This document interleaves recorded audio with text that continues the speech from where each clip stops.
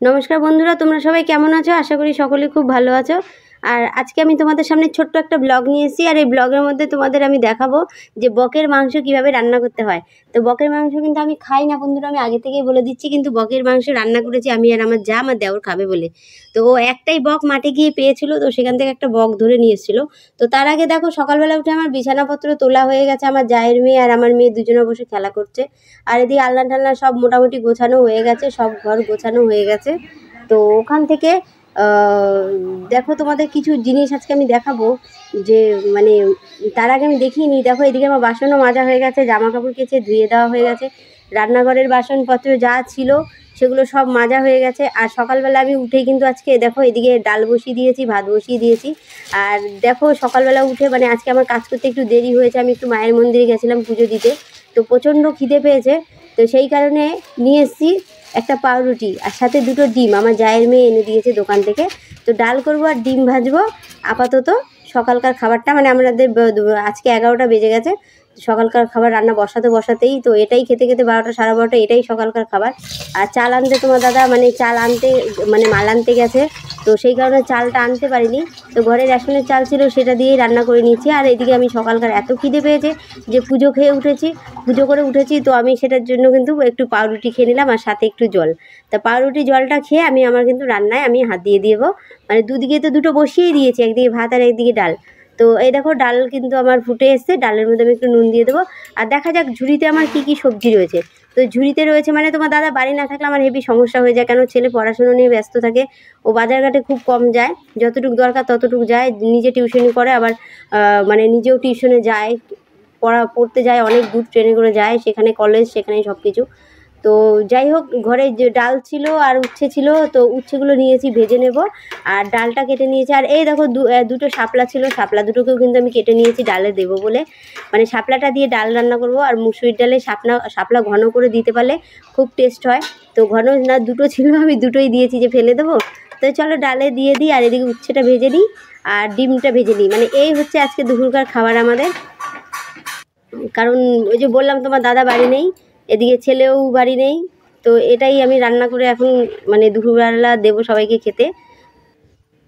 আর এই দেখো খাওয়া দাওয়া আমাদের হয়ে গেছে, চলে এসেছি। আমার দেওর একটা বললাম না যে একটা বক পেয়েছে, তো দেখো বকটাকেও কেটেও নিচ্ছে। মানে আমি কিন্তু এসব দেখতে পাই না বন্ধুরা, জাস্ট ভিডিও করার জন্য কিন্তু আমি এটা দেখছি। আমার কিন্তু মানে প্রচণ্ড মানে ঘেন্নাও লাগে, আবার খারাপ লাগে যে একটা পশু পাখিকে কাটাটা মানে প্রচণ্ড খারাপ লাগে। হয়তো বলবে যে তুমি খাও না, হ্যাঁ খেতে খেতে মানুষ যেহেতু মানে খাওয়া শিখেছি, এখন খেতে হবে, আমাদের শরীরে সব কিছুরই প্রয়োজন আছে। তো আমরা তো যারা নিরামিষ ভোজী তারা মানে নিরামিষে অনেক রকম খাবার তারা খায়, যার জন্য তাদের আমিষটা না খেলেও চলে যায় বন্ধুরা। কিন্তু আমরা নিরামিষ খেতে পারছি না, তার অনেক কারণ। যে নিরামিষ খেতে গেলেও কিন্তু নিরামিষের প্রচণ্ড মানে 12 মাস নিরামিষ যারা খায় তাদের প্রচণ্ড একটা খরচার ব্যাপার থাকে। আর সেটার সাথে সবাই আমরা মানে উঠতে পারি না, কেন শরীরে তো পুষ্টিরও দরকার আছে। তো এইদিকে দেখো মাংসটা কিন্তু কাটা হয়ে গেছে, আমার দেওর কেটে নিয়েছে, আর আমার যা মশলাটা বাটছে, আর আমি কিন্তু ক্যামেরাটা ধরে রয়েছি। যেহেতু মানে দুজন মিলে করব, মানে আমি ক্যামেরা ধরছি। আর কি কি নিয়েছে দেখো, একটু আদা, একটু রসুন, শুকনো লঙ্কা, একটু পেঁয়াজ, আর এই দেখো জিরে। তো এটাকে কিন্তু ও বেটে নিচ্ছে।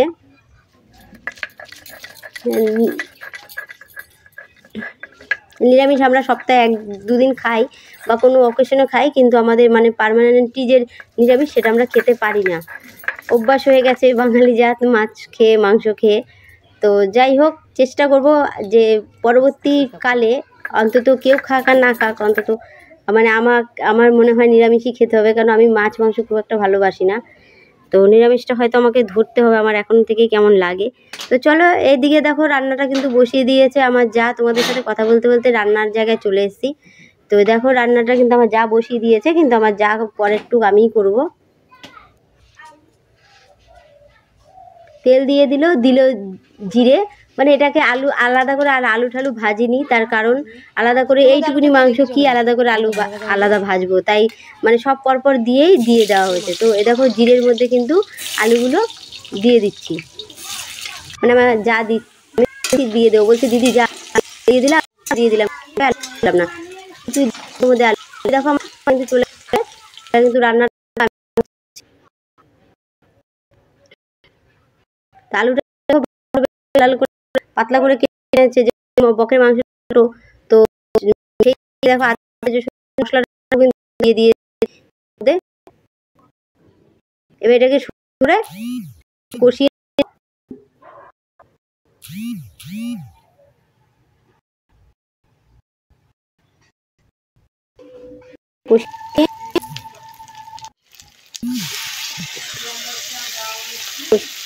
মাংস একটু কিছুটা কষিয়েছি, পুরো কষাইনি। এবার দিয়ে দিয়েছি, কেন কষাটা আমার করবে না, হলুদ দুটোই দিয়েছি। এবার কষাবো।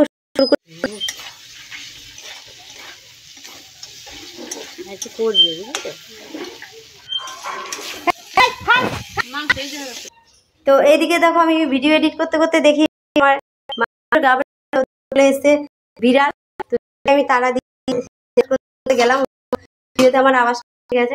তো মাংসটা কিন্তু চলে এসছে আমার, চলে এসছে। এর মধ্যে ও পরিমাণ মতো জল দেবে, খুব একটা করবে ওর আমার দেওয়ার বর।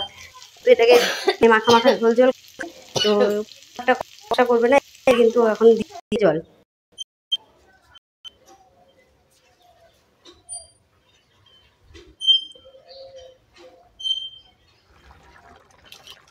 তো এই দেখো তরকারিটা ফুটে গেছে, মাংসটা সেদ্ধ হয়ে গেছে, আলুটা সেদ্ধ হয়ে গেছে, ও কিন্তু গরম মশলা দিয়ে দিচ্ছি। তো বন্ধুরা, আমার ভিডিওটা যদি তোমাদের একটু হলে ভালো লাগে তো প্লিজ সাবস্ক্রাইব করে আমার পাশে থেকো।